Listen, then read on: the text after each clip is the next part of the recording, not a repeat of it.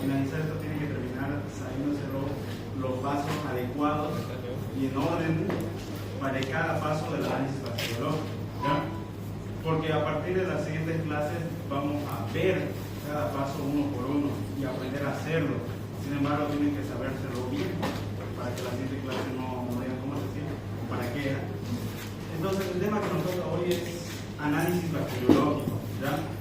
Dentro de las competencias cognitivas vamos a ver, ustedes tienen que comprender los principios básicos de lo que es el análisis microbiológico y cuál es la importancia para el diagnóstico, ¿ya?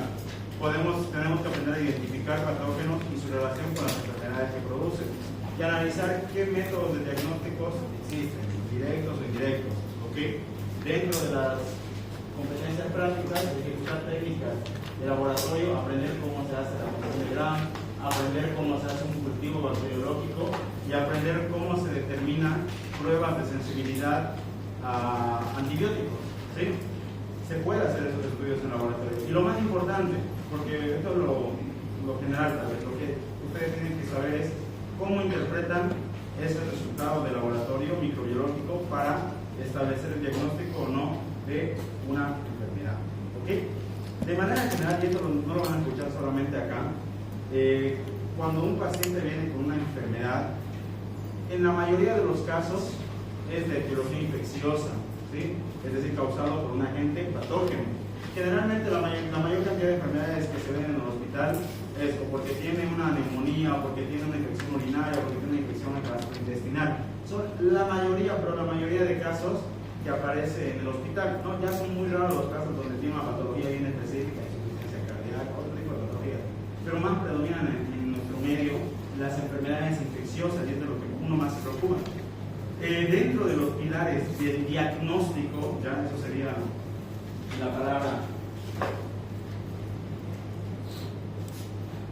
diagnóstico. ¿Qué entienden ustedes por diagnóstico? Natalia, ¿qué entiende por diagnóstico?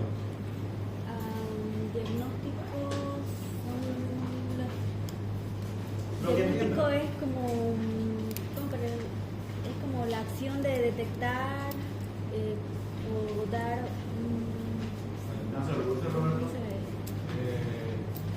llegar a una conclusión.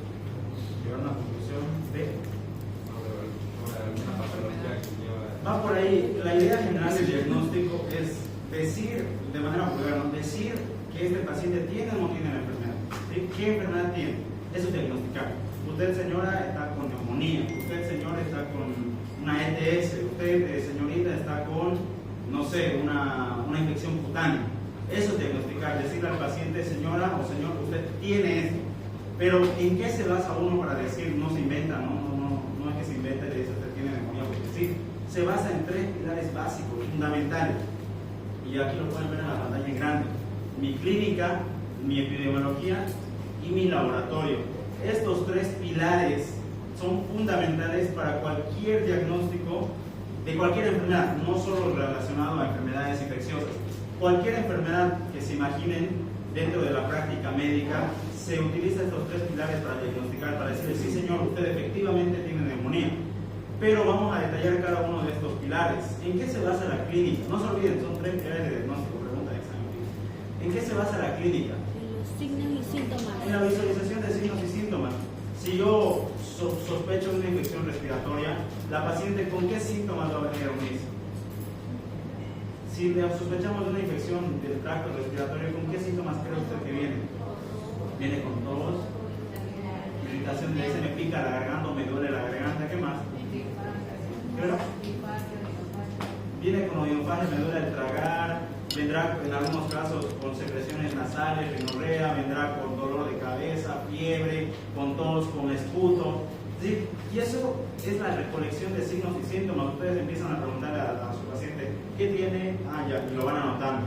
Están extrayendo la clínica. Y ese es el primer pilar del diagnóstico, la clínica del paciente. ¿Con qué síntomas y con qué signos viene el paciente a su consulta? ¿Sí? Y eso les orienta a ustedes a pensar en una enfermedad. ¿Sí? Si la persona, por ejemplo, llega a su consultorio y dice, doctor, desde el día de ayer estoy con diarrea, he ido 4 o 5 veces, me duele el estómago bastante, he estado vomitando van a pensar en una infección urinaria, ¿no? ¿O sí? ¿No? Esos síntomas les está orientando hacia un diagnóstico. ¿Cuál sería el posible diagnóstico? Si el paciente viene con diarreas unas 6 veces en la noche, está con vómitos, fiebre, dolor de cabeza, dolor de panza, es una infección gastrointestinal, no van a pensar en la infección del cerebro, nada que ver, ¿no? O sea, por eso le digo, la recolección de la clínica es importante para establecer un diagnóstico, ¿sí? Y de hecho, para que no se les olvide, el que más pesa de estos tres es la clínica, ¿sí? Es decir, uno tiene que hacer una buena recolección de los signos y síntomas para poder orientarse bien hacia una diagnóstico. El segundo pilar, que no es menos importante, es la epidemiología. ¿En qué se basa esto? ¿Alguien sabe?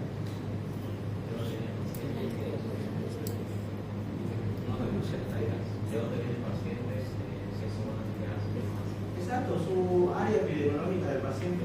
Por ejemplo, si yo sé que aquí, digamos, en la universidad hay un brote de influenza, ¿ya? Y viene un paciente y me dice, yo soy estudiante universitario y viene con una síntoma, con una clínica respiratoria, ¿en qué voy a pensar? No voy a pensar en algo grave como neumonía, en tuberculosis, no. Voy a pensar que capaz sea influenza, ¿pero por qué? Porque es su ambiente epidemiológico, ¿sí? Entonces la epidemiología también se basa en analizar el contexto de la persona. Ella, por ejemplo, es una persona de escasos recursos, ¿ya? Vive en un cuartito con 5 de sus familiares, viven hacinados, no tienen muchos recursos económicos y vienen con una clínica respiratoria. Por ahí pienso en tuberculosis, ¿sí? Pero ¿eso por qué? Por la epidemiología del paciente. Por ejemplo, si es un señor de 40 años, me dice, yo soy originario de Valle Grande, toda mi vida he vivido allá, empieza con una clínica de cardíaca, una clínica digestiva, por ahí pienso en Chagas, ¿no? Aunque no es relacionado a la materia, pero ¿por qué? La epidemiología, ¿sí? Incluso, por ejemplo, viene un paciente de 65 años, ¿ya? Y empieza con una clínica respiratoria.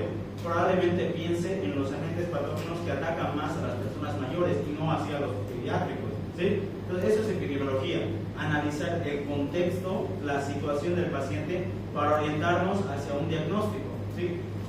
Eso. Y por último, que no es tampoco menos importante, es el laboratorio.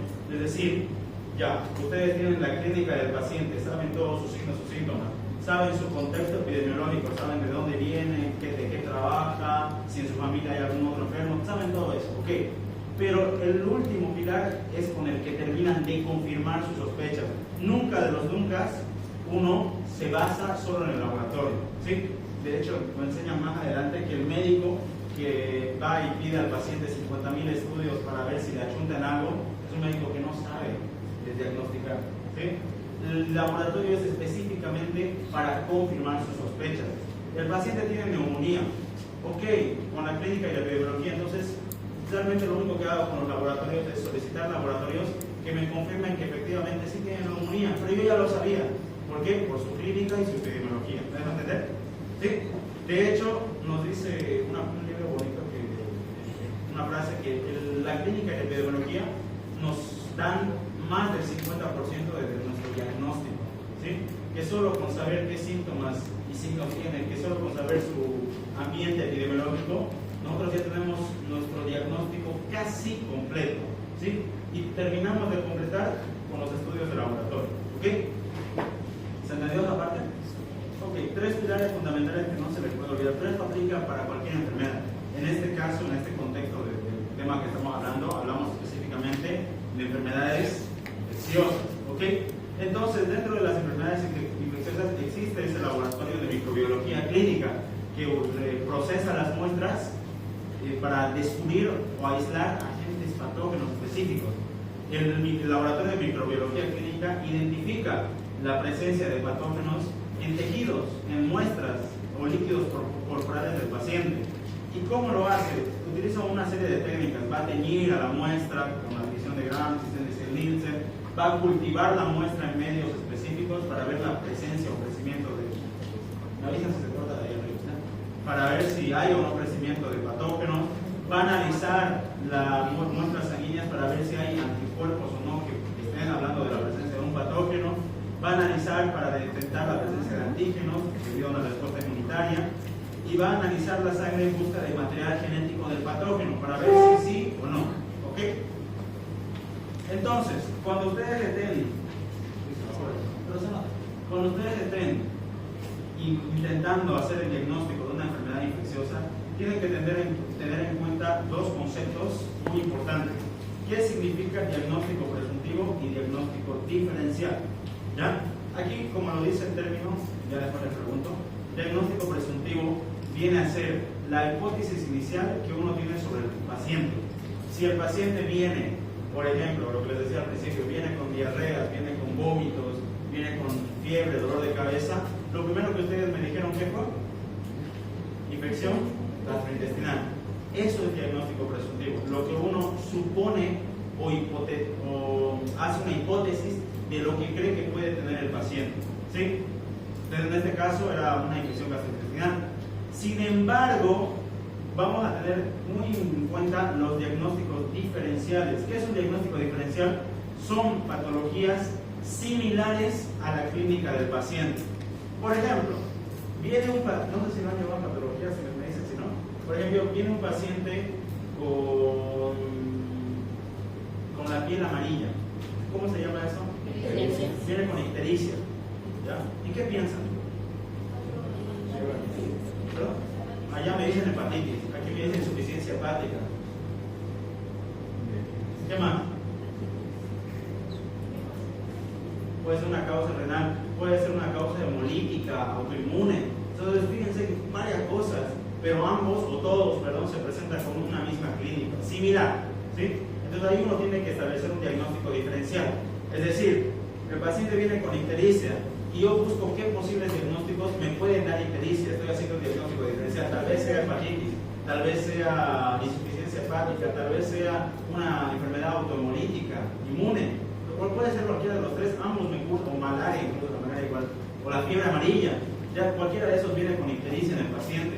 Entonces, uno está haciendo un diagnóstico diferencial, o sea, pone en las mesas como las cartas, ¿no? Y dice, será esta, pero obviamente no lo hace por azar, ¿no? Va investigando cada una de ellas y las asocia al paciente. Entonces, es muy importante esta parte porque cuando ustedes intenten hacer el diagnóstico de un paciente, tienen que tomar en cuenta otras posibles enfermedades que cursen con la misma clínica, ¿sí? Por ejemplo, en la época de que estamos en pandemia, uno veía que el paciente tenía dolor de garganta, tenía secreciones nasales, cefalia, fiebre, y en ese tiempo pensaban en COVID, ¿no? Pero antiguamente eso podría ser tranquilamente influenza, ¿sí? O puede ser un resfriado común.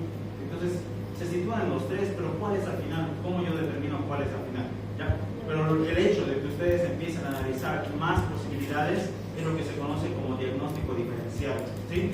Son patologías que son muy similares a una clínica, ¿sí? Por ejemplo, en el COVID y en la influenza, ambos van a venir con dolor de cabeza, ambos van a venir con dolor de garganta, con una tos inexplicada o sin flemas, esa es la clínica con la que viene el paciente. Uno será influenza, será COVID, ya lo investiga más a profundidad, ¿no? Pero el diagnóstico diferencial, que en resumen es eso, ¿no? Patologías que se parecen entre sí en la clínica, pero obviamente no en la causa, ¿no? Entonces, cuando hablamos de la clínica del paciente, lo que dicen sus compañeros es recabar signos y síntomas. ¿Cuál es la diferencia entre signo y síntoma? Porque no son lo mismo. Ya, yo creo que todos tienen la idea. Usted, la última de atrás, ¿cómo se llama? Sí. Abi. Nahabi. Nayabi. ¿Cuál es la diferencia entre un signo y un síntoma? Fuerte, no te escucho hasta acá. Elda, ¿cuál es la diferencia entre un signo y síntoma? Que los signos se pueden ver y los síntomas no se pueden ver. Ya. ¿Qué quiere decir? Nosotros somos el examinador. Nosotros somos el examinador, ¿ya? Y el doctor, el que observa. Y nosotros podemos ver a la persona y mirar todo lo que tiene de manera general, si es visible. A lo que el médico puede observar, digamos, viene su paciente, está con la cara roja, está tal vez respirando, se le ve como la familia costal se está, no me hablo de eso también, o sea, vemos que está tosiendo, vemos que está botando flemas, eso yo lo estoy observando, ¿ok? Esos son signos. Lo que el médico puede observar a simple vista, es un signo, ¿sí? Tos, aquí me da ejemplos, taquipnea. ¿Qué es taquipnea? Que el paciente está respirando rápido, ¿ya? Eso yo no puedo observar, yo estoy viendo que el paciente está respirando así. Taquicardia, yo puedo medir o calcular la frecuencia cardíaca que tiene y me sale que está más de 100 latidos. Eso es un signo observable, medible. Entonces, signos son todo lo que el médico puede observar y medir, ¿sí? Y síntomas es lo que el médico no puede observarlo ni determinar la presencia de esto. Por ejemplo, si el paciente me dice tengo dolor de cabeza, ¿yo puedo observar su dolor de cabeza? ¿Puedo medir su dolor de cabeza? No, es realmente lo único que me remito a lo que me diga él. El paciente me dice, sí doctor, me duele feísimo, ya, pero yo no sé si realmente le duele feísimo, yo no lo puedo determinar. Eso es un síntoma. Todo lo que ustedes no puedan determinar con exactitud y solo sea referido por el paciente que lo está sufriendo, ese es el síntoma. En este caso, me duele la cabeza, síntoma. Siento mareos. El mareo tampoco es algo medible, síntoma. Siento náuseas. Es muy diferente vómito. Vómito yo lo puedo observar, pero las náuseas no, ¿sí? Es un síntoma. Me duele todo el cuerpo, doctor. Es un síntoma. No puedo observar su dolor, ¿no? A no ser que tenga una herida gigante, visible, y eso sea la causa de su dolor, y las dos cosas distintas. Pero de manera general el dolor es un síntoma. Y dentro de mis datos epidemiológicos, que sería el segundo pilar fundamental del diagnóstico, vamos a tomar en cuenta el material de vivienda. Lo que les decía al principio, si el paciente vive en un lugar tal vez muy hacinado, muy pequeñito, tal vez vive en una mansión gigante, no sabemos, ¿no? Eso se pregunta. ¿Dónde trabaja? En algunos trabajos predominan más las enfermedades. ¿Dónde creen ustedes que es el lugar de trabajo donde más frecuentemente hay infecciones? El mercado. Y el mismo médico a veces lo sabe, hasta nosotros. Ya, en el hospital el lugar de trabajo, si el doctor me dice, si el paciente me dice yo soy médico o enfermera, o tal vez yo soy de limpieza del hospital, peligroso, ese puede tener, con más facilidad se puede llegar a enfermar. Es un dato epidemiológico, ¿no? Muy diferente a que me diga yo soy tal vez, no sé, profesor del colegio, ¿ya? Menos riesgo, menos probabilidad. Entonces el lugar de trabajo también importa, preguntar. Eso es epidemiología. Estoy preguntando dónde vive, en qué situaciones vive, dónde trabaja, porque por ahí la enfermedad que tiene es a causa de su trabajo, dónde nació, porque por ahí el lugar donde nació hay una enfermedad muy prevalente, una epidemia de esa enfermedad. Entonces eso me ayuda a orientarme hacia el diagnóstico, ¿ok? Entonces, en el peor de los casos, los pacientes quedan así postrados por una simple infección, ¿sí? Que se agrava. Muchos microorganismos patógenos pueden llegar a producir una infección. Entonces, el papel del laboratorio de microbiología clínica es identificar ese patógeno mediante muestras, ¿sí? Porque obviamente lo que nosotros llevamos a un laboratorio a ser analizado son las muestras del paciente, dependiendo de la clínica que tenga. Si el paciente tiene una infección gastrointestinal, ¿ya? No le vamos a pedir una muestra de, no sé, de sangre o de líquido cefalorraquídeo. No tiene sentido. La muestra que se solicita es correlacionada con la clínica que tiene el paciente. ¿En qué tipo de enfermedades ustedes pedirían muestra de orina? Cualquiera que se asocie al aparato urinario. ¿En cuáles pedirían materia fecal? Entonces, me entienden la idea, ¿no? No van a pedir materia fecal si tiene flema. ¿Cuál es la relación lógica?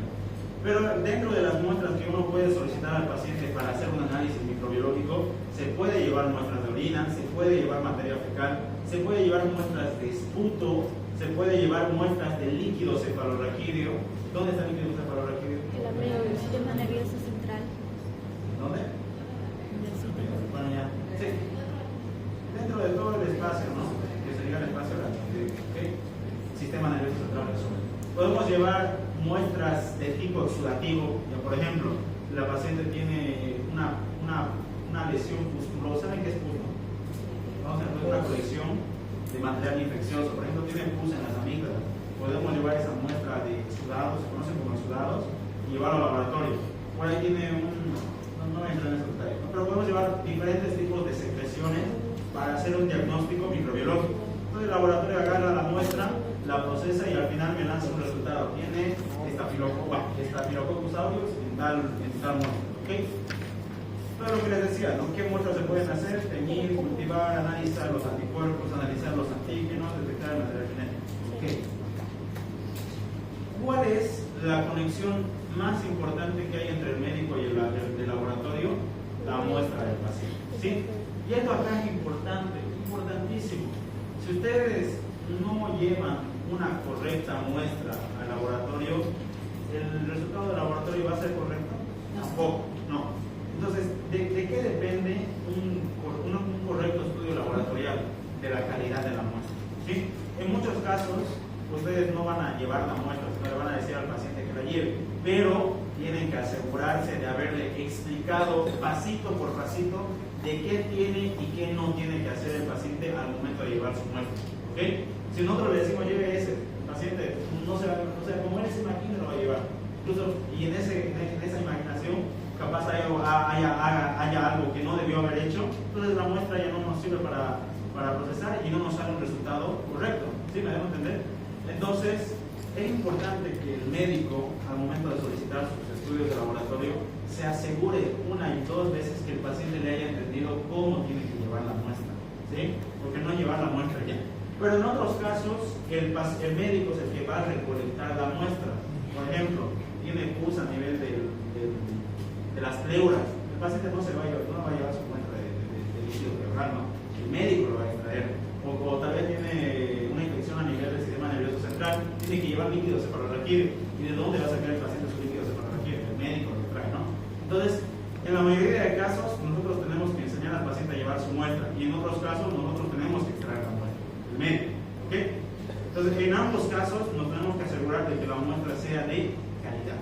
¿Sí? No puede ser cualquier muestra la que se lleve al laboratorio, porque esa misma calidad de muestra que llevemos es la calidad con la que el resultado del laboratorio va a salir. ¿Sí? Si es buena la muestra, el resultado del laboratorio va a ser bueno. Si es mala la muestra, el resultado va a ser malo y no nos sirve para nuestro diagnóstico. ¿Ok? Entonces, cuando nosotros sospechamos de un paciente con infección, podemos utilizar técnicas de diagnóstico directo o técnicas de diagnóstico indirecto, específicamente en laboratorio, que no estamos hablando de clínica ni de biología. ¿Cómo es el directo? El directo es que el laboratorio busca al microorganismo, a sus anticuerpos, a sus antígenos, perdón. Busca al microorganismo o a sus antígenos. Es decir, les voy a poner un ejemplo de parasitología, ¿no? No aplica mucho a la serie. ¿Llevaron Chagas o todavía? Hay una forma del parásito que es así, se llama el tricomastigote. Y cuando la persona se infecta, estos tricomastigotes empiezan a viajar en la sangre. Y están ahí felices, viajando, infectando a todo lado.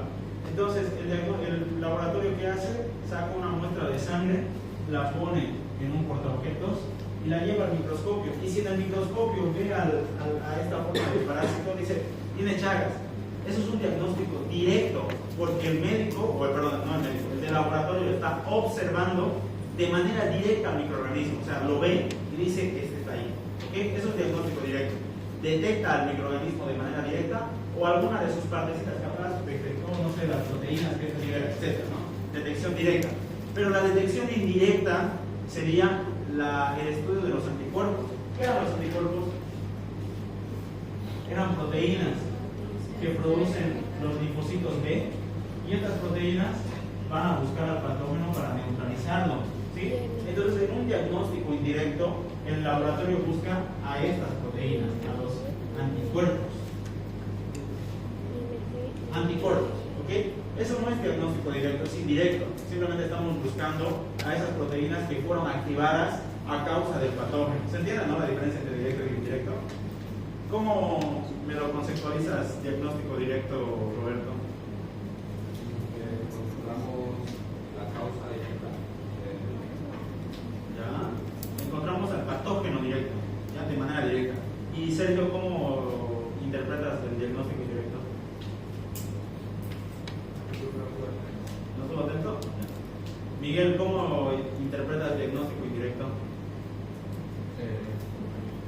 Los anticuerpos. Buscamos a los anticuerpos, a las proteínas que fueron activadas debido a la presencia del patógeno. ¿Se entendió, no? ¿O quién no entendió? Obviamente, para que el laboratorio pueda hacer eso, se hace la toma de muestras, ¿no? Ya sea sangre, esputo, orina, la muestra que ustedes necesitan. Sin embargo, para la detección de anticuerpos o de antígenos se utilizan las pruebas serológicas, ¿sí?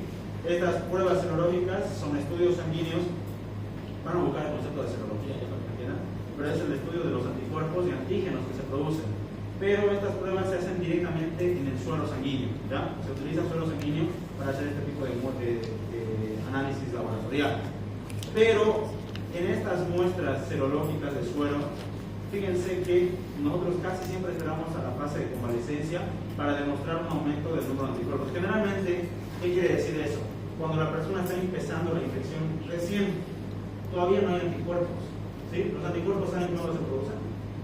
Lo vieron en la histología, nunca se producen de manera directa, se producen tiempo después en la inmunidad adquirida. Entonces no es que el momento en el que la persona se infecta ya tiene anticuerpos, no. Si en ese momento yo le hago un estudio serológico, no me va a aparecer nada negativo. Entonces, ¿qué voy a decir? Que no tiene la enfermedad. Tampoco tiene la enfermedad, sin embargo no le di el tiempo suficiente para que aparezcan anticuerpos en sangre y poder detectarlos, ¿sí?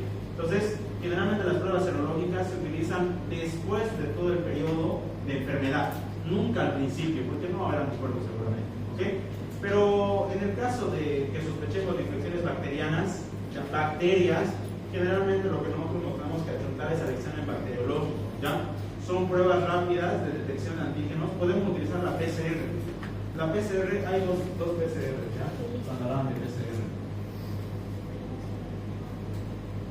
Una es proteína C reactiva, y otro es reacción en cadena de la polimerasa. ¿Cuál es el que le pedimos entonces?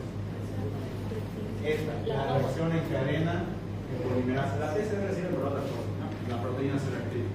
La PCR me ubica o detecta al material genético del microorganismo. Entonces, si yo hago una prueba de PCR y me sale positiva, me está diciendo que hay material genético de ese microorganismo. Por ende, con mucha seguridad, va a haber el microorganismo en la muestra o en el paciente. ¿Ok? Entonces, al final de todo, ya tengo mi clínica, tengo mi epidemiología, le hice los estudios laboratoriales, ya hago una sumatoria de todo eso, ya pongo en mi mesa todas las cartas para establecer mi diagnóstico final. Diagnóstico presuntivo, ¿qué era, Luis?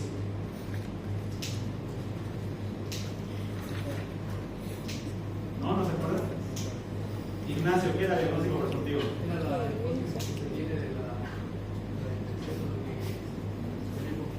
Ya, es la hipótesis, o sea, no confirmada de lo que puede estar sufriendo su paciente, ¿sí? Y el diagnóstico final ya no es mi hipótesis, es la certeza de que el paciente tiene esa enfermedad, ¿ya? Pero como nos dice el concepto, o sea, básicamente el diagnóstico final sería que ustedes están 100% seguros de que ese paciente tiene esa enfermedad. ¿Pero en qué se basaron? No en magia, no en adivinación, no. En evidencia de su clínica, de su epidemiología y de sus resultados de laboratorio. Han usado las tres herramientas del diagnóstico para decir, señora, usted 100% tiene neumonía o tiene cualquier enfermedad infecciosa que hayan podido observar a la paciente. ¿Okay? Y esto es importante. Uno nunca, cuando está haciendo recién la clínica y epidemiología del paciente, uno nunca dice, ya, usted señora tiene neumonía, ¿no? Todo es presuntivo. Puede tener neumonía, puede tener influenza, puede tener tal cosa. Porque si ustedes le dicen tiene neumonía, están asegurando de que tiene neumonía, y en el caso de que no fuera así, esto es un tema más legal, ¿no? Pero cuando ustedes están estableciendo un diagnóstico, tienen que asegurarse de que en sus formularios o en las historias clínicas esté su diagnóstico. Porque si ustedes le ponen, por ejemplo, tiene la paciente influenza, ya, ustedes piensan que tiene influenza y al final tuvo neumonía y se murió por eso, y ustedes pusieron influenza, ¿a quién creen que le van a culpar? Al médico, ¿no? Porque el médico aseguró que tenía influenza, ¿sí? Entonces no es asegurar si no se está seguro. Por eso se toma en cuenta el diagnóstico presuntivo. Señora, usted puede tener influenza, pero le vamos a hacer unos estudios para confirmar. ¿Ok? ¿Me debo entender? Ya. Entonces, para hacer el diagnóstico del agente que está produciendo la enfermedad, depende de las pruebas diagnósticas que utilice el médico, de la sospecha que tenga el médico y del microbiólogo, es decir, el que hace las técnicas de laboratorio, que utiliza muestras, reactivos y otros componentes para tener o demostrar la presencia de un agente etiológico. ¿Debe haber una buena comunicación entre el médico y el microbiólogo? Claro que sí, pero no se refiere a por mediante WhatsApp o mediante llamadas. ¿A qué se refiere esa buena comunicación? ¿Qué creen ustedes? No, fíjense que les digo que el médico y el microbiólogo, es decir, el médico y el que hace el estudio de laboratorio, deben tener buena comunicación, pero no se está refiriendo a WhatsApp, a llamadas. ¿A qué creen que se refiere? A la muestra. Les repito, la muestra que se lleva al laboratorio. Esa es la comunicación entre el médico y el de laboratorio. La muestra, la calidad de la muestra. Tiene que ser una buena calidad de muestra para que sea un buen resultado del laboratorio.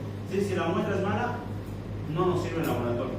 ¿Y todo eso para qué? Para beneficio del paciente. ¿Sí? Por eso les decía, la comunicación no se refiere a mensajes de WhatsApp, se refiere a la calidad de la muestra que uno lleva al laboratorio. La muestra de orina tiene que ser tomada en tales condiciones. La muestra de heces en tales condiciones. Vamos a ver cada una de ellas, por supuesto, para que ustedes el día de mañana, cuando estén con un paciente y le digan, señora, usted tiene que llevar su muestra de orina y lo tiene que llevar así. Ya si la señora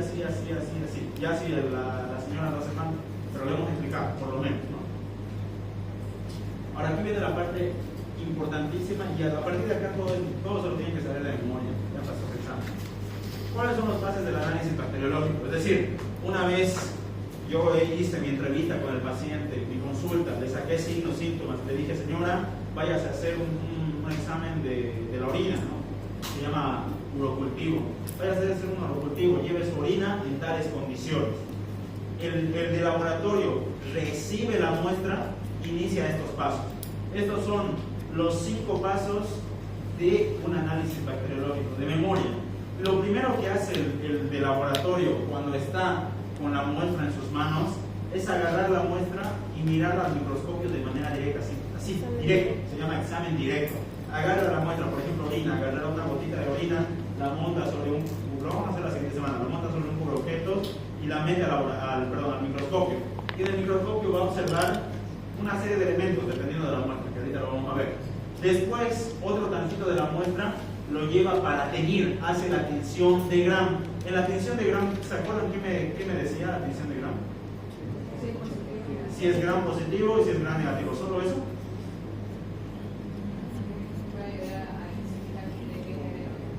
No me dice qué género es. Me dice qué forma tienes. Si es un coco, si es un bacilo, si es un coco bacilo. Eso me dice la tinción de Gram. Dos cosas.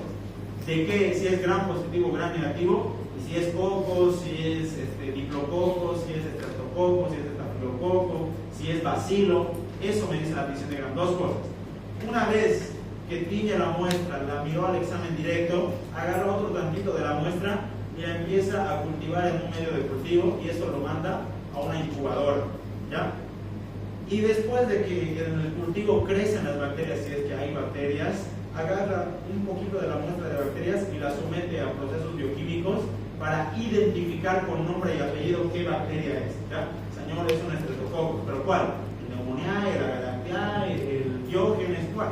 Eso hace el laboratorio mediante pruebas bioquímicas. Y lo último que hace es el antibiograma, ¿sí? Es decir, pongamos, hizo el examen directo, vio, no sé, vamos a ver ahorita que sea el examen directo, hizo la tinción de Gram, vio que había estreptococos, pero no sabe cuáles son, hizo el cultivo, esperó un día, porque tardan en crecer los cultivos, agarró los cultivos crecidos, los empezó a identificar y le salió que eran estreptococos Diógenes, ¿ya? Y lo último que hace es agarrar a las mismas colonias y hacer una prueba de sensibilidad a antibióticos. A eso se conoce como antibiograma. El antibiograma es un estudio que se hace a las bacterias cultivadas para ver a qué antibióticos son resistentes o a qué antibióticos son sensibles. ¿Qué quiere decir eso? Un antibiótico sensible es aquel que va a matar con seguridad a la bacteria. Y un antibiótico resistente es aquel que la bacteria, por más que le den kilos de ese antibiótico, no le va a hacer nada. ¿Ok?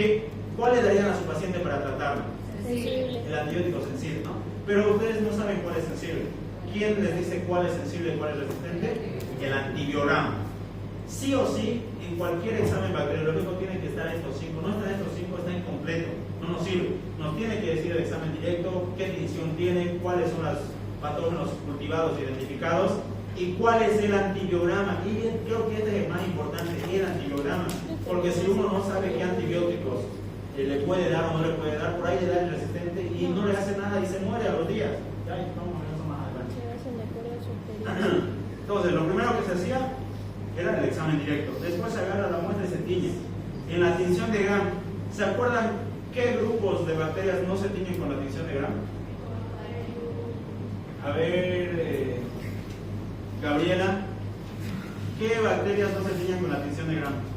Fuerte. Yo les dije que se pregunta el examen. Las espiritas, bueno, que eran espiriquetas, porque tenía su pared celular muy delgada. ¿Cómo se llama usted? El de la última fila. Jairo, ¿cuáles eran las bacterias que no se tiñen con la tinción de Gram?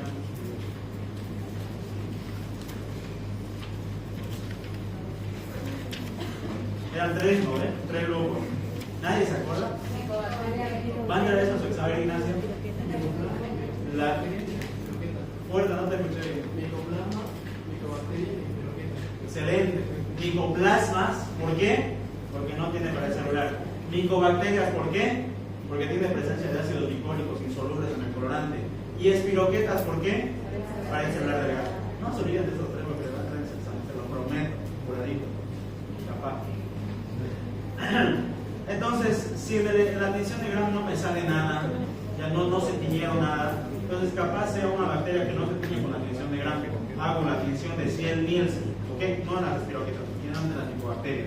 Y ahí digo, sí, había habido bacterias, ¿no? Las bacterias ácido alcohol resistentes. Vamos a ver con más detalle en la siguiente clase.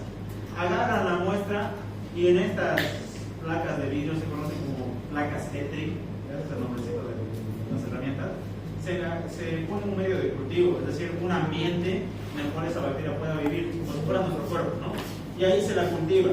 Y dentro de 24 horas las bacterias van a crecer, ya si es que hay bacterias. Después de que se cultiva, se empieza a identificar, se hace una serie de reacciones bioquímicas complejas, que para eso hay una carrera de 5 años en bioquímica, que no la vamos a ver obviamente, pero en base a esas reacciones bioquímicas nos determina qué bacteria es con nombre y apellido. Y una vez que se hace la identificación de la bacteria, se la coloca nuevamente para determinar su sensibilidad a antibióticos. ¿Ya? Fíjense, esta de aquí es un agar Moyer Hilton, ya en el cual se coloca un medio de agar y se coloca las bacterias y se pone antibióticos. Cada disquito, cada pastillita es un antibiótico. Generalmente, para determinar en esta muestra cualitativa, más de la siguiente clase, fíjense que donde haya más espacio significa que el antibiótico ha logrado detener el crecimiento bacteriano de toda esta área. Mientras más grande sea el halo, es más sensible la bacteria, ¿ya? Es decir, no entra aquí la bacteria o no crece por la presencia del antibiótico. Pero fíjense este de acá, fíjense que las bacterias le importaron 3 cominos del antibiótico y crecieron incluso sobre el antibiótico. Quiere decir que este antibiótico no les hace nada. Entonces, yo debería utilizar en mi tratamiento, ¿cuál? El que tiene el halo más grande, obviamente. Pero obviamente no nos dice el laboratorio si tiene halo más grande, sino directamente nos dice resistente, sensible. Entonces yo agarro de todo mi lista de antibióticos que me da el laboratorio al que es sensible, y con eso le hago su respectivo tratamiento. ¿Sí? ¿Se entendió hasta ahí? ¿Cuáles son entonces los 5 pasos? A ver, curito, intentemos los 5 pasos del análisis bacteriológico. El primero es el segundo, o de Ciel-Nielsen. El tercero, el cuarto, y el quinto, y podemos poner como un sexto el informe final. ¿Ya? Ok. Lo mismo, pero en una esquemita. Examen directo, tinción de Ciel-Nielsen Gram, cultivo, identificación, antibiograma, informe final y tratamiento. ¿Ok? Ya. Ahora, pregunta de examen, capaz. ¿Cuánto dura todo este proceso? 48 horas. ¿Para qué nos sirve saberlo ahora, Miguel? ¿Para qué nos sirve saber que dura 48 horas? Juan, Álvaro, Álvaro. Álvaro, ¿para qué no sería saber cuánto tiempo dura todo el análisis microbiológico? Sí. Sería para ver cuánto tiempo tardó en la muestra de cada Puede ser. ¿Qué me dice? Quisiera conocer su nombre de polito. Conozco de algunos. ¿Cómo se llama usted? Norma. ¿Para qué nos sirve saber?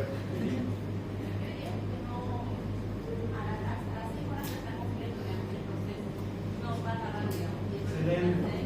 Digamos, pongamos este ejemplo.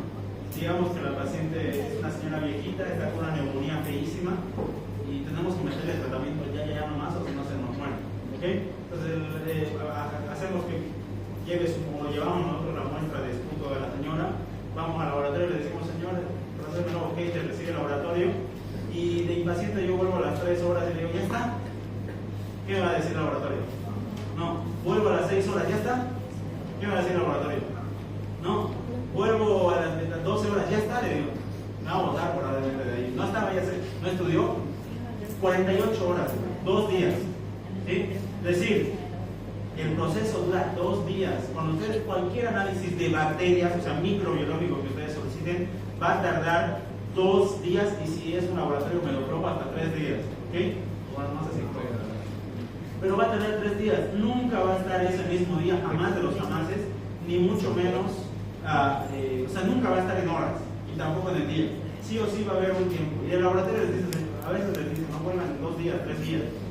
Pero si no nos avisara, nosotros tenemos que saber que esa muestra o ese resultado no va a estar en media hora ni en 1 hora. Por ejemplo, un hemograma en 1 hora ya te pueden decir el resultado, pero un análisis bacteriológico no. ¿Por qué?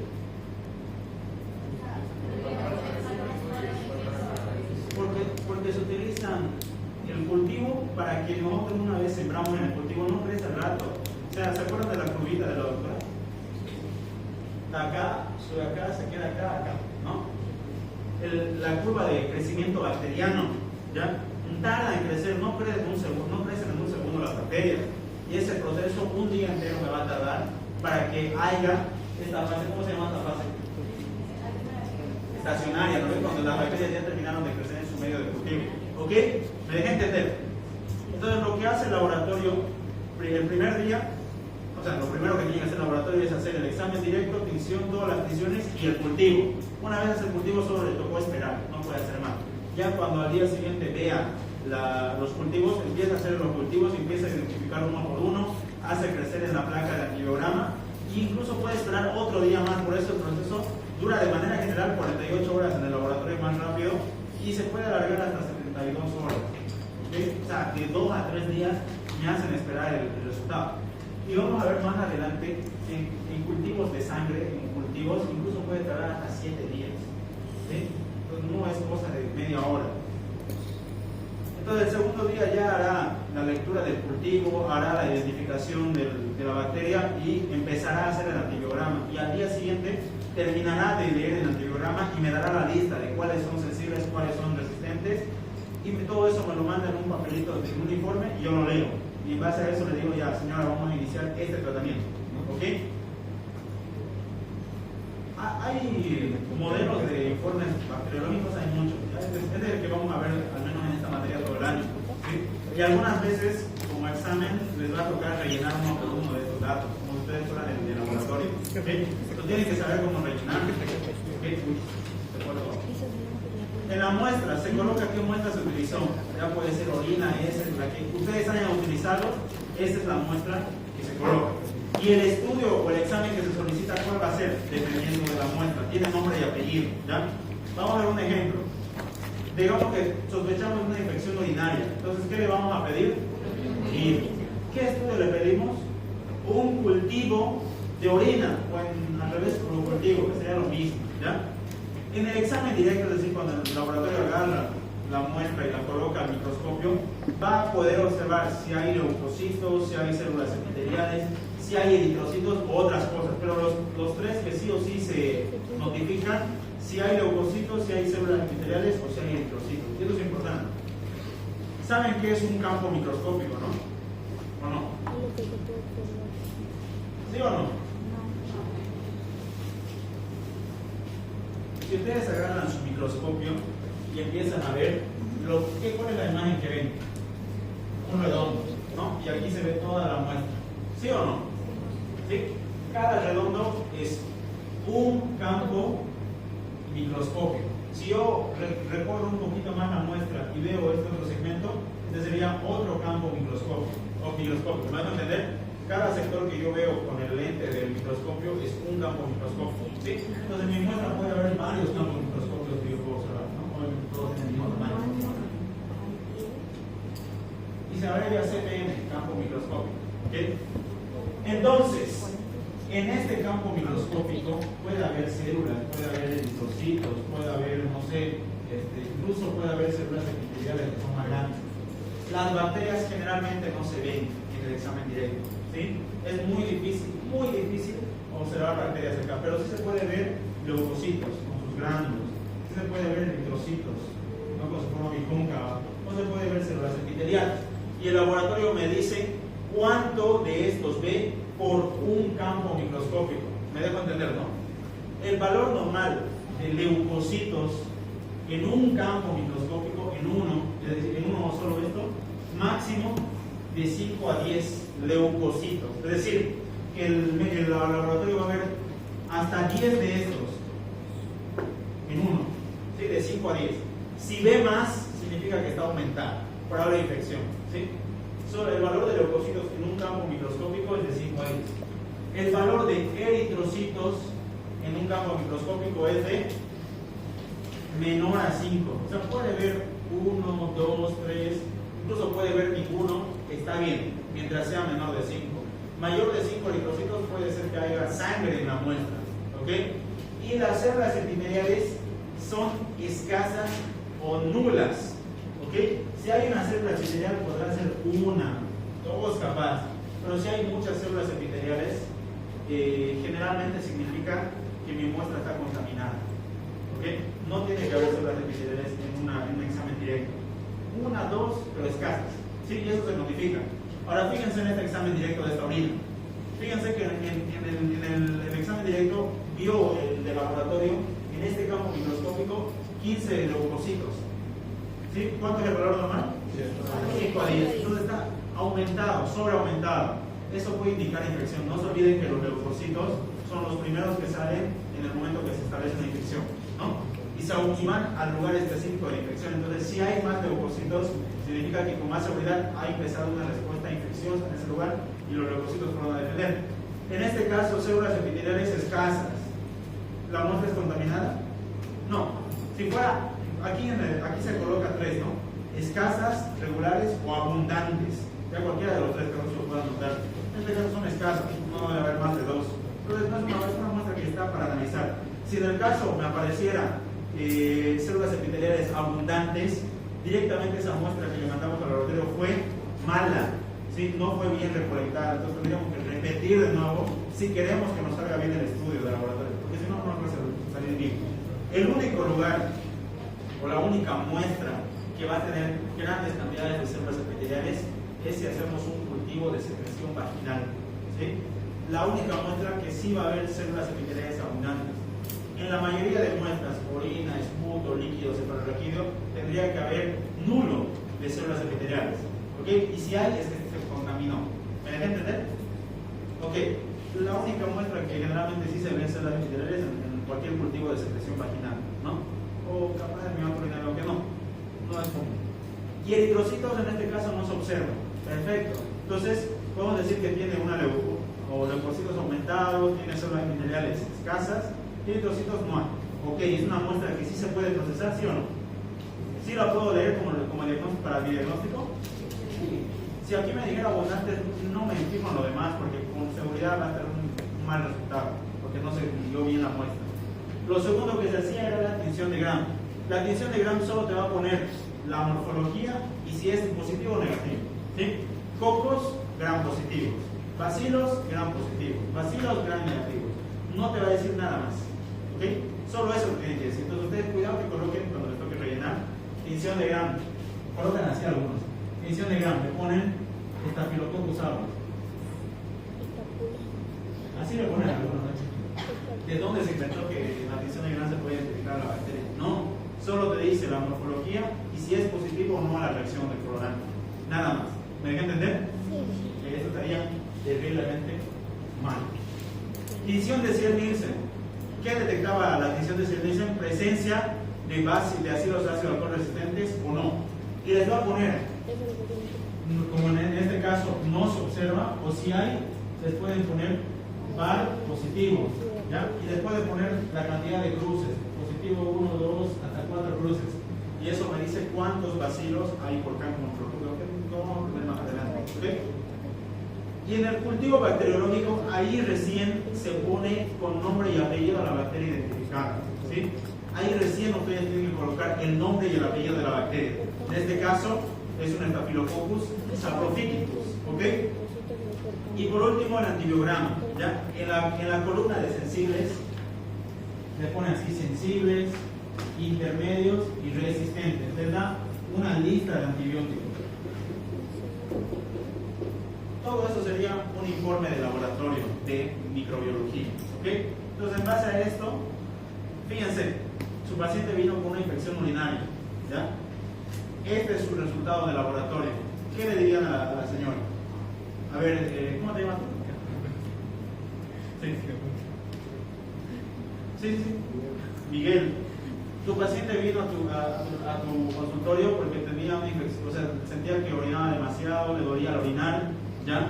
Y le hiciste toda la clínica, toda la epidemiología, le pediste un urocultivo y le salió eso. Yo soy tu paciente. ¿Qué me dirías?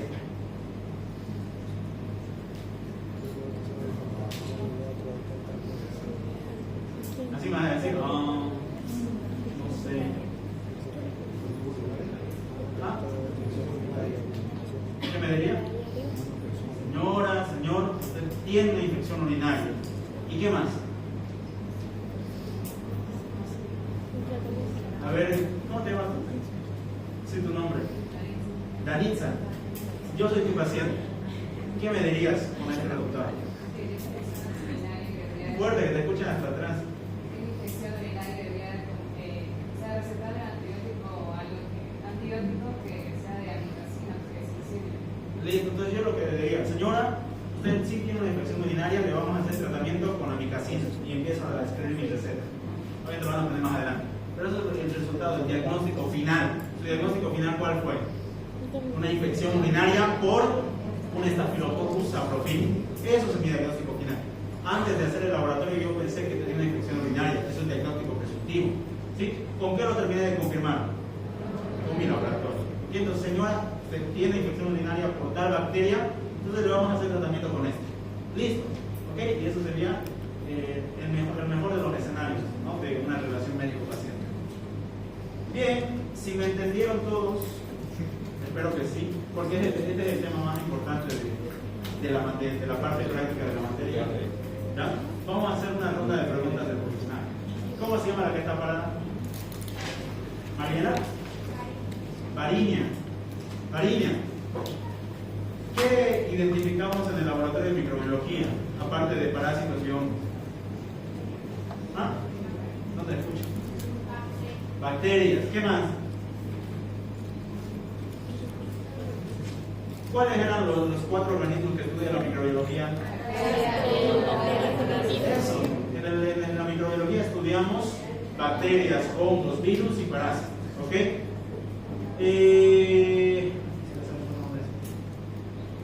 Micaela, dame un ejemplo de bacterias con nombre y apellido.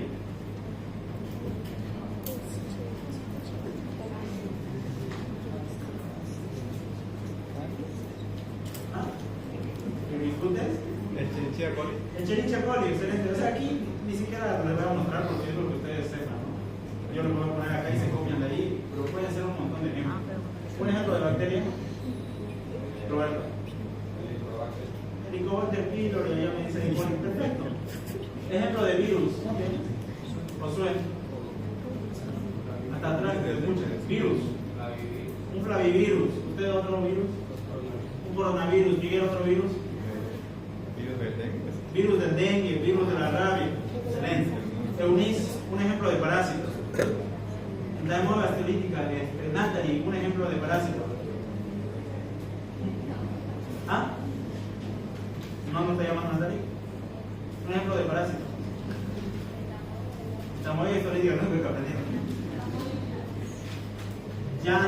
Montaño, un ejemplo de parásito.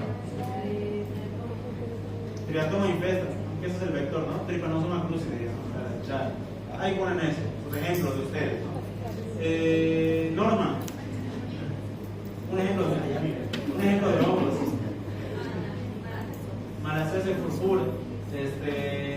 Ignacio, un ejemplo de hongos.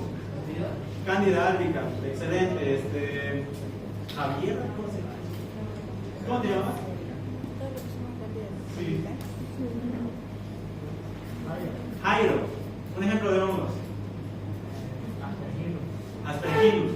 Ustedes colocan ahí el ejemplo que ustedes sepan, conozcan. Yo no puse nada. Miguel, desde acá, ¿qué es un análisis bacteriológico?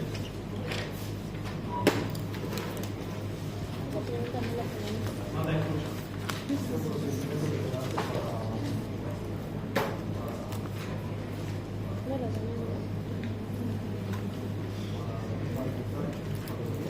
Ya, está bien, es un procedimiento que se hace para detectar un patógeno. Tiene la idea.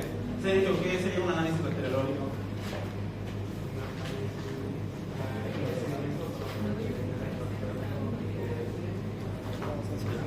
Excelente. Entonces, es lo que tus compañeros dicen, sí.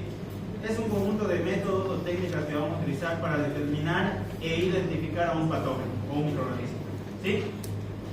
¿Cómo te llamas tú? María. ¿Tu apellido? María, ¿cuánto tarda el análisis bacteriológico? 48 hasta 70 días. O sea, 2 a 3 días. Y aquí vienen preguntas del artículo. Vamos a preguntar, ¿quién leyó el artículo? Levante la mano. Levante la mano. Ya, vamos a preguntarle a Álvaro. ¿Cuál es el papel principal del laboratorio de microbiología en el diagnóstico de infecciones? ¿Cuál es el papel fundamental del laboratorio de microbiología en el diagnóstico de infecciones? Según su criterio. Su compañero dice confirmar el proceso infeccioso y dirigir una terapéutica efectiva. ¿Correcto? Sí.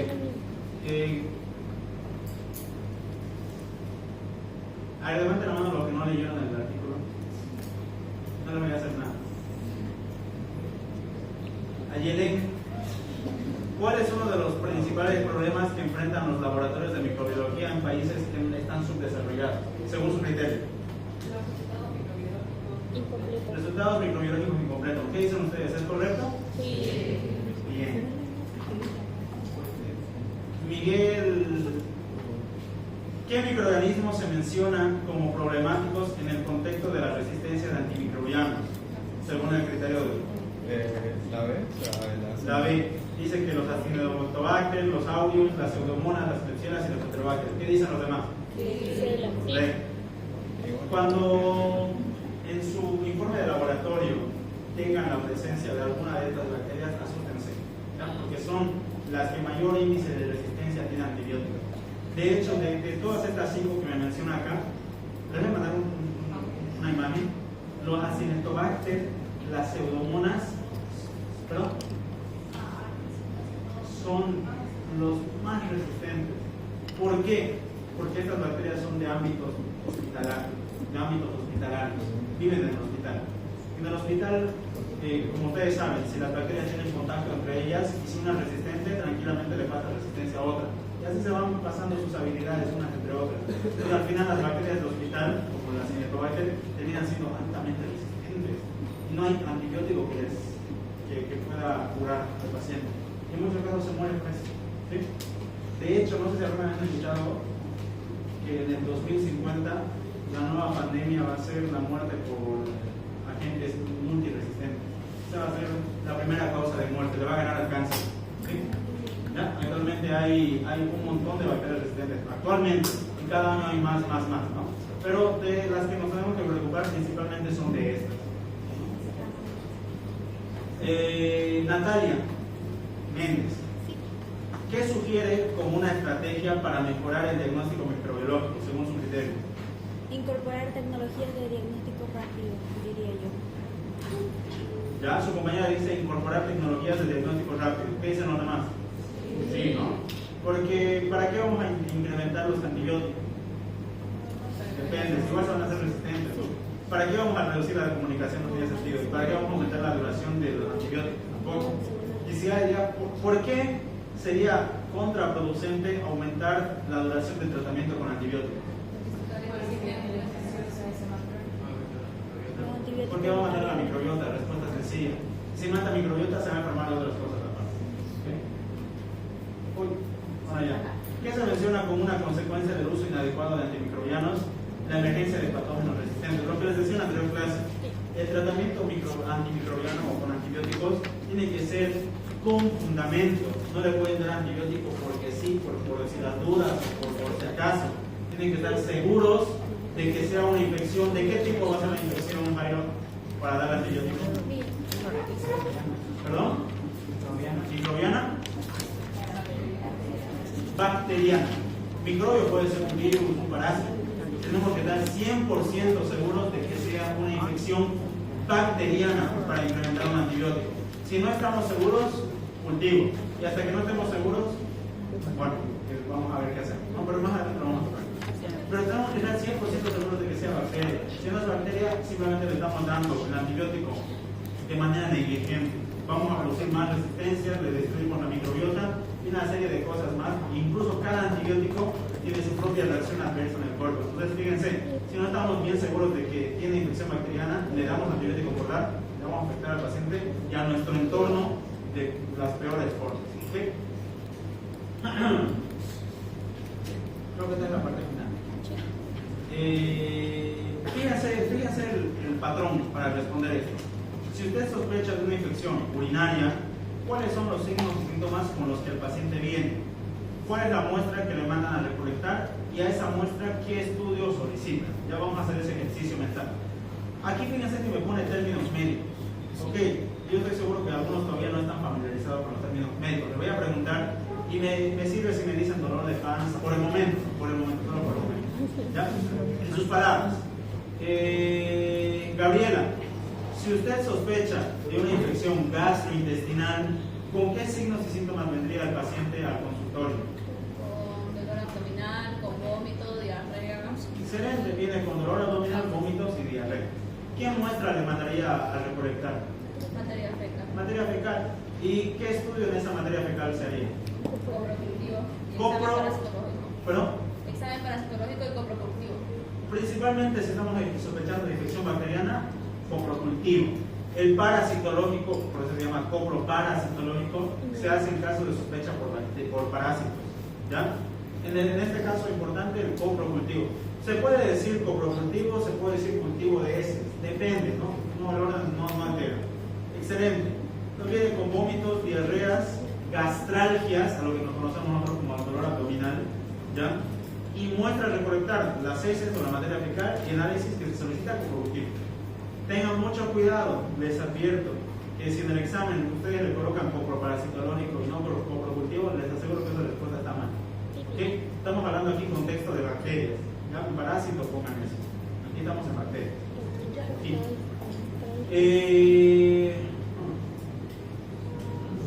¿Cómo se llama usted? El de acá. Sí. Douglas. Lucas. No, Douglas. Douglas, si usted sospecha de una infección de la piel, ¿con qué signos y síntomas viene el paciente al consultorio? Lo que usted se imagine, si es que no tiene nada anotado. Picazón. Viene con picazón de la piel, excelente. Enrojecimiento de la piel, excelente. ¿Qué más? Vendría también con algunos puchitis grandes, ¿no? Porque le dicen vulgarmente. Pero va a venir con abscesos, ¿ya? Esos puchitis grandes no son puchitis, no son abscesos. Va a venir con pústulas, va a venir con erupciones, va a venir con prurito, que es lo que su compañero dice picazón, va a venir con eritema, que es lo que su compañero dice enrojecimiento. ¿Ok? Excelente, Douglas. Y si en ese caso tu paciente viene con eso, ¿qué muestra le solicita recolectar? Muestra de tejido. Ya, puede ser una muestra de tejido, pero generalmente las secreciones que elimina ese tejido. ¿Sí? Secreción purulenta, un cultivo o una muestra de secreción purulenta de ese tejido de piel que está con ahí con el puchichi, ¿no? ¿Y qué análisis le dices al laboratorio que haga con las muestras recolectadas, Douglas? ¿Antibiograma? ¿Solo antibiograma? ¿Perdón? Solo los que Cultivo de la secreción. ¿Ya? Y en el cultivo van a hacer, el laboratorio va a hacer todo lo que hemos hablado, examen directo, y les va a dar todo al final. ¿Ok? Jazmín, viene, si sospechas de una infección genital, hablando de una vaginitis en la mujer, o sea, una infección a nivel vaginal en la mujer, ¿con qué signos y síntomas crees que vendría a tu consultorio?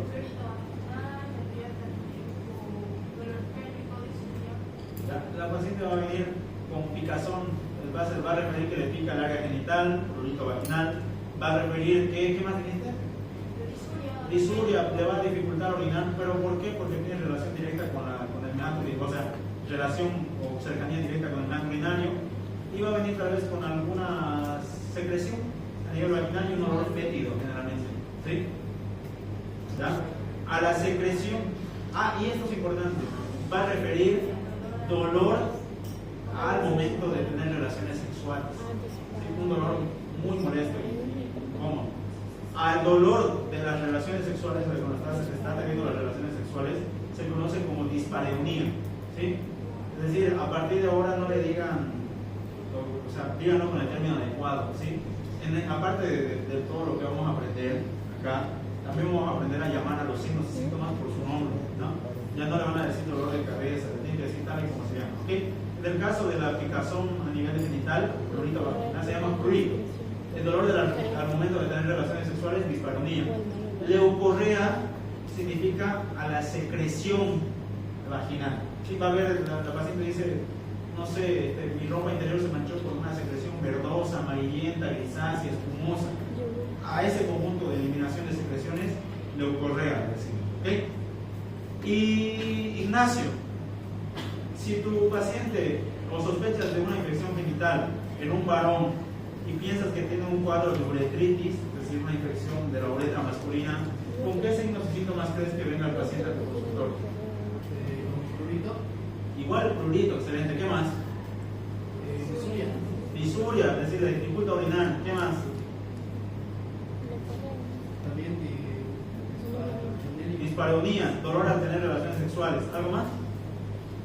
Generalmente casi similar al cuadro de infección vaginal, ¿no? Disuria, le cuesta orinar, poliaquiuria, orina de mucha frecuencia, dispareunia, ¿ya? Dolor al momento de tener relaciones sexuales, prurito también va a venir con prurito y va a venir también con eliminación de secreciones si fuera el caso, ¿ya?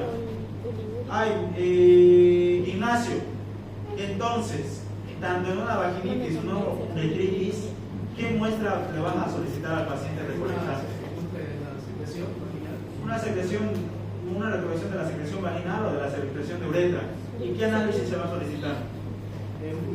Un cultivo de esa secreción, ¿ok? Cultivo de secreción vaginal o cultivo de secreción uretral, si fuera el caso, ¿ok? Roberto, viene un paciente con una sospecha de una faringitis, ¿ya? Una infección de la faringe, a nivel faríngeo. ¿Con qué signos y síntomas va a venir el paciente? ¿Qué te dice el paciente? ¿Alguna vez estás enfermado de la garganta? ¿Qué sentías?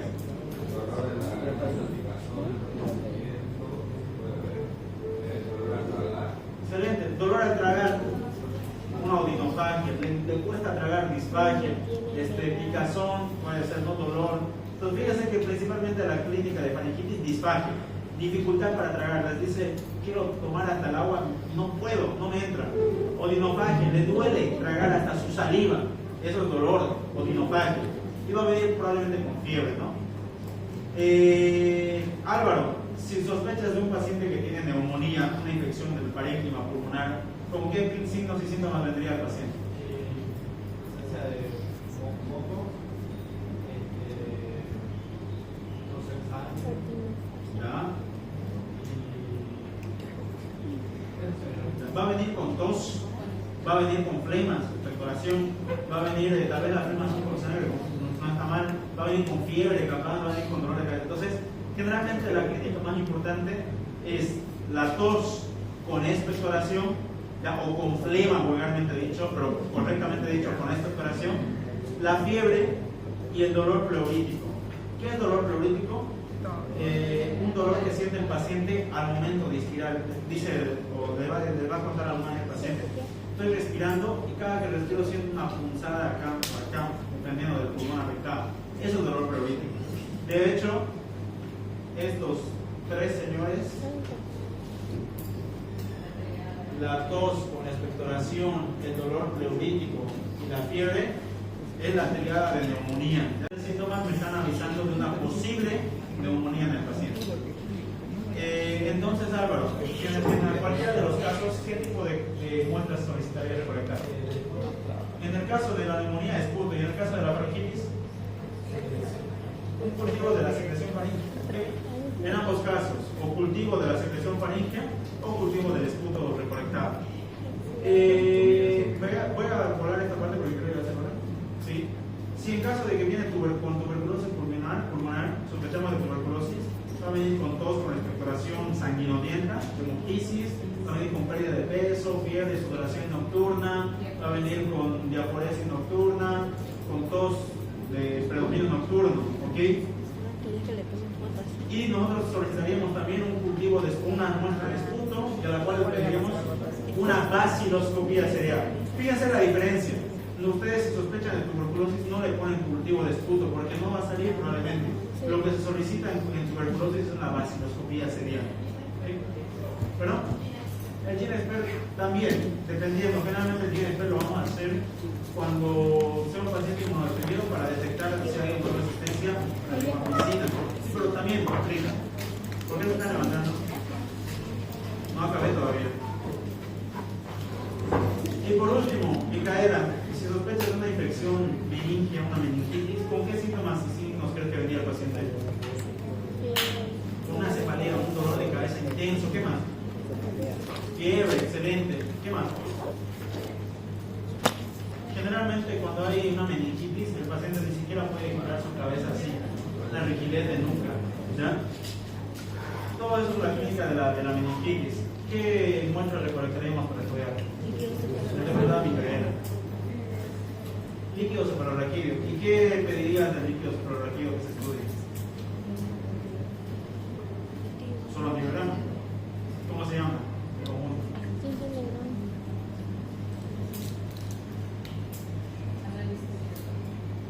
Un análisis bacteriológico del líquido cefalorraquídeo. ¿Sí? Pero en el caso lo vamos a ver que se pide así: análisis bacteriológico y citoquímico del LSR, porque en el LSR va a tener su componente citoquímico, ¿sí? Y eso es lo que se va a estudiar. Ustedes saben que la doctora no llega temprano, ahora no sé por qué se están apurando en la clase. Microbiota normal, y esto es lo último. En la anterior clase habíamos visto cuál es la microbiota normal del organismo, pero ustedes tienen que saber que hay áreas del cuerpo que no tienen ni una sola bacteria, de manera general. La sangre es estéril, no hay bacterias ni microorganismos. El líquido cefalorraquídeo es estéril. La pleura del pericardio es estéril y el parénquima pulmonar es estéril. ¿Okay? ¿Para qué me sirve saber esto, Miguel? ¿Para qué me sirve saber las áreas estériles? Por si hay una infección, ahí, o sea, son peligrosas si puede llegar una infección de bacterias. Puede ser, pero lo más importante, Roberto, Para reconocer si una muestra ha sido fuera para contaminar. en una sangre, si crece una bacteria, sí o sí tiene que ser que hay una bacteria. Pero, por ejemplo, si en una secreción de la faringe aparecen otras bacterias, un montón de bacterias, puede ser que alguna de ellas sea microbiota. ¿Sí? Si hay crecimiento bacteriano en alguna de esos lugares estériles, es sí o sí la bacteria, presencia de la bacteria, y me confirma una infección. ¿Ya? ¿Le quedó alguna duda?